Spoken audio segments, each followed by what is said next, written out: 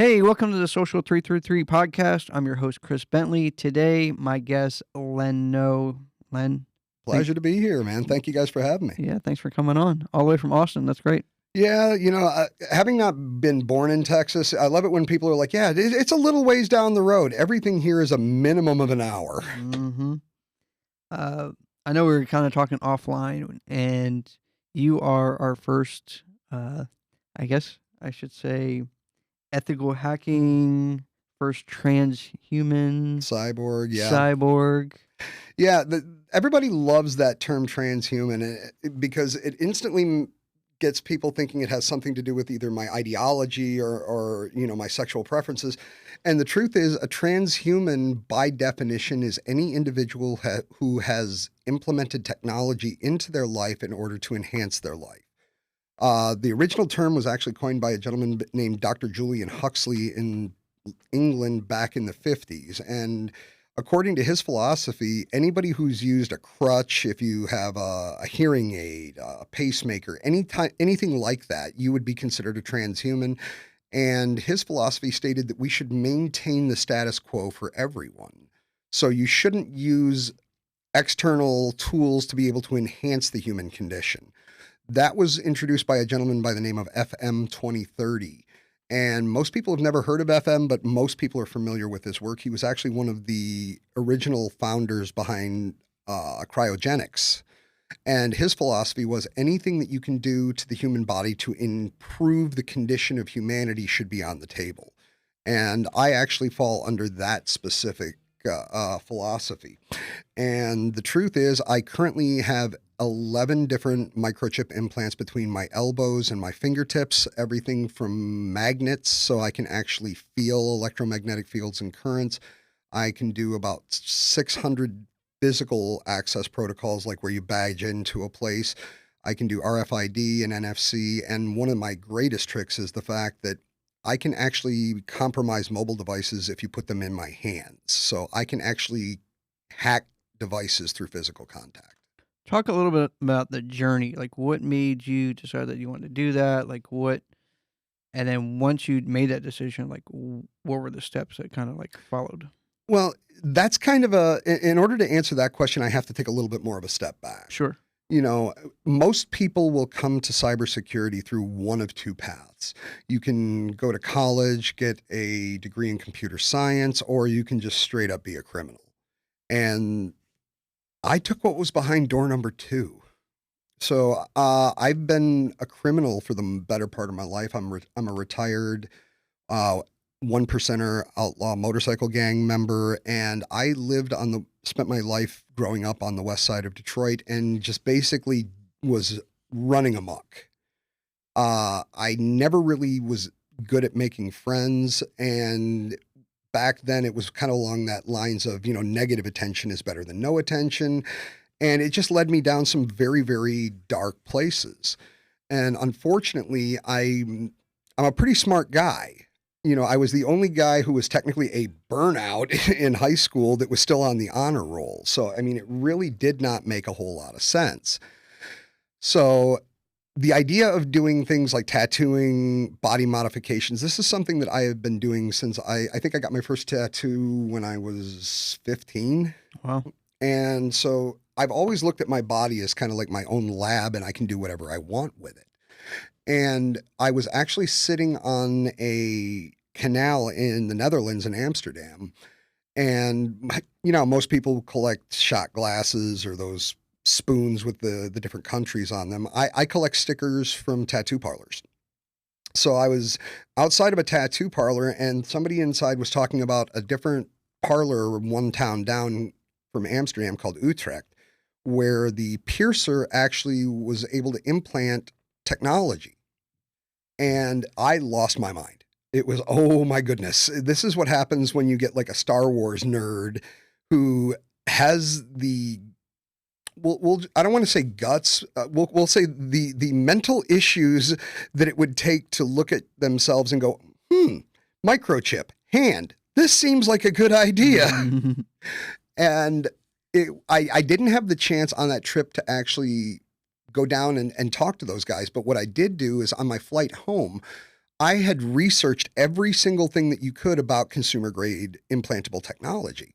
So everything from Grindhouse Wetware, which was the first consumer implantable tech company that came out back in the early 2000s, to the Foursquare incident where there was a company called Foursquare, not the one that we know of, but they actually offered up the ability to implant their employees for the purposes of time and attendance. And it just created this giant buzz on the news and everybody. And it was, oh, they're going to track you. And then we can even go all the way up to COVID. You know, as somebody who is implanted, I remember everybody talking about after they got their vaccine, oh, they're putting implants in us. They're tracking us. And I'm like, well, as somebody that's seen the size of these things, the needles are about the size of a pen. And I have no doubt in my mind that if somebody went to get a COVID vaccine and somebody walked in with a needle that big, we would not have the success rate that we had.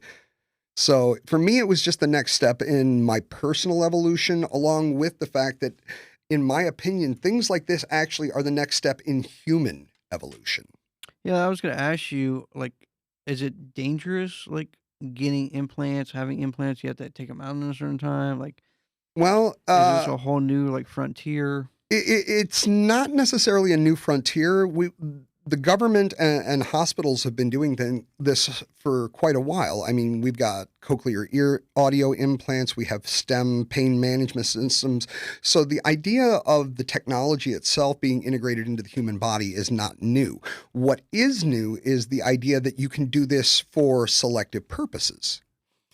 You know, up until now, everything has been regulated by the FDA here in the United States and comparable authorities over in other countries. And those are the only devices that you can get currently that have any type of internal power. But the ability to actually self-experiment is actually ingrained in our inalienable rights. So we can do this, and it wasn't until there was a company based out of Seattle, Washington. They're called dangerousthings.com. It's ran by a gentleman by the name of Amal Garafstra, and he actually took the concepts of wireless technologies and put them into a consumer purchasable form.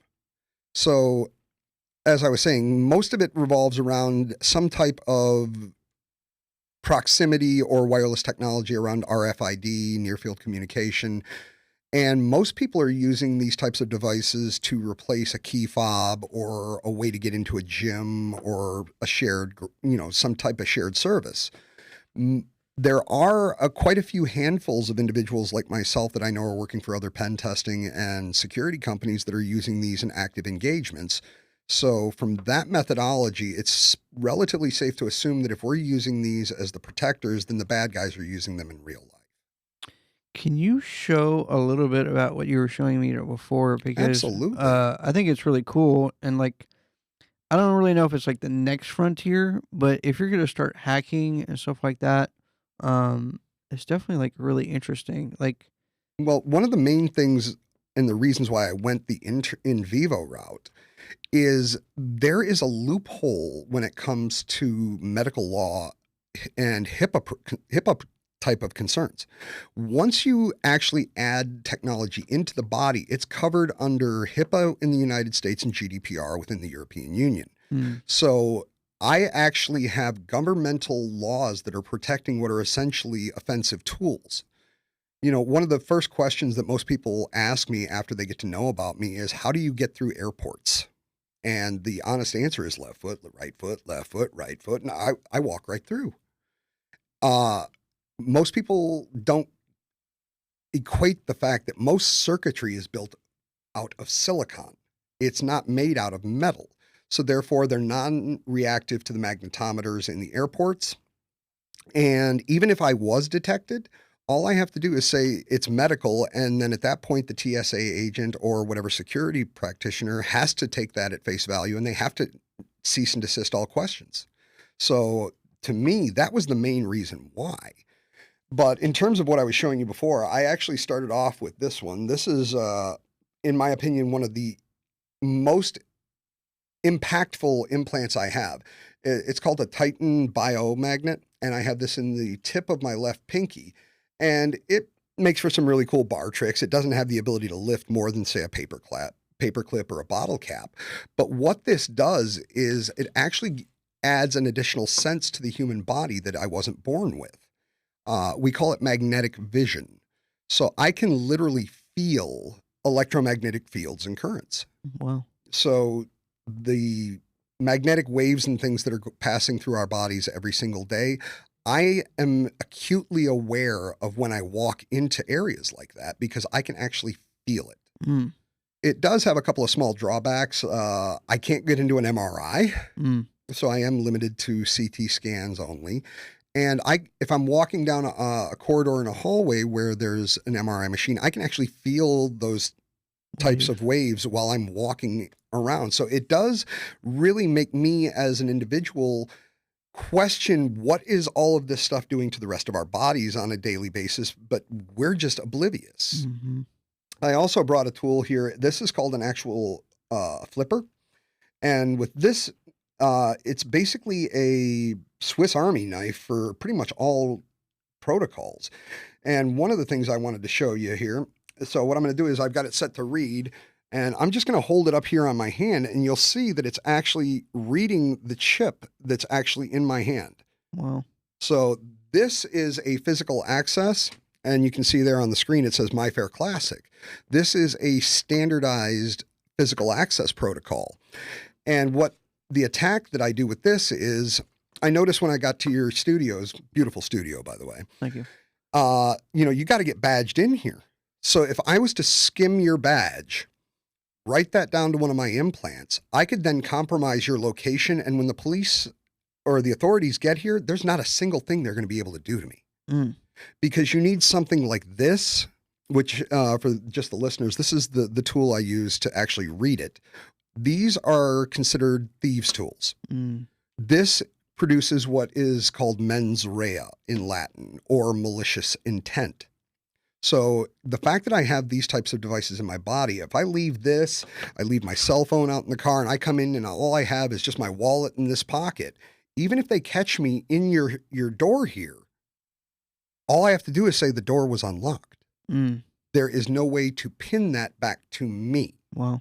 Whereas if they caught me with this, then they could say I was actually trying to break in. So it adds a complete new level to the threat vectors that most people are not even aware of. And it's not just that I use these only as an offensive tool. Most people in the world are quite familiar with the concepts of one-time passwords. We get them when we log into Google or Microsoft. Right. And what I do is I use subdermal microchips, and this one is, of course, this worked so well that when I demonstrated it before we started recording, I'm sure you know what it's like doing live, doing recordings. It's like I'm sure it'll work. I'm sure I should have stopped at Kentucky Fried Chicken or something and sacrificed a 2-piece and a wing meal before I came here. But yeah, to everyone that's looking, this shows all of my one-time passwords. Wow. This can also do SHA encryption. It's the key to my BIP32 crypto wallet. So I'm using implanted technology for both offensive as well as defensive purposes. It enhances my strength online while pointing out vulnerabilities that other people may be susceptible to. That's wild. I used to work, I was a contractor for the government, so I had to go through and there was like a whole badge thing. So CAC cards. It's got my wheels turning. Yeah. Pivs and CACs. I've dealt with quite a few of those. Talk about your documentary. I know you were talking about that a little earlier. What do you got going on? So me and another company called Barcode Security, Chris Glandon, Kevin Pentecost, we started filming a documentary about 5 months ago based off of my research around transhumanism, the human as the augmented threat vector. And we just finished filming about 3 months ago. Currently the name of the documentary is called I Am Machine. We are expecting to do a bunch of submissions to film festivals. We're hoping that we might be able to get it into South by next year. Wow. And I know for a fact that we will be doing at least 3 showings at what we call Hacker Summer Camp. And if anybody doesn't know what that is, it's the Black Hat and DEF CON conferences in Las Vegas every year. But we will definitely be getting some showings here in the great state of Texas, since this is where I live now, as well as my home state of Michigan. Wow. This is kind of a continuation of the book that I released last October. That's called Human Hacked: My Life and Lessons as the World's First Augmented Ethical Hacker, through Wiley Press. Yeah, talk about that, because I'm sure, like, we deal with like a lot of business owners, entrepreneurs, and then of course, like, someone that's gonna maybe be a little younger, maybe they're a student, maybe they're just younger in general, maybe they're like, hey, that's really cool. How do I get started? Is there like some way to get started, and like, is there like a caveat, like, hey, like if you do get started, like, don't do this because that's how I learned and it was the wrong thing to do. Like, Yeah, there's definitely. At the risk of sounding shamelessly self-promoting, I would say the first place I would look would be either the forums or grab my book. To the best of my knowledge, my book is actually one of the first ones that's been written about using implants from a weaponization perspective. And additionally, it's not really a technical book. So my book was not written for geeks per se. It's more of an autobiography in terms of how did I get here?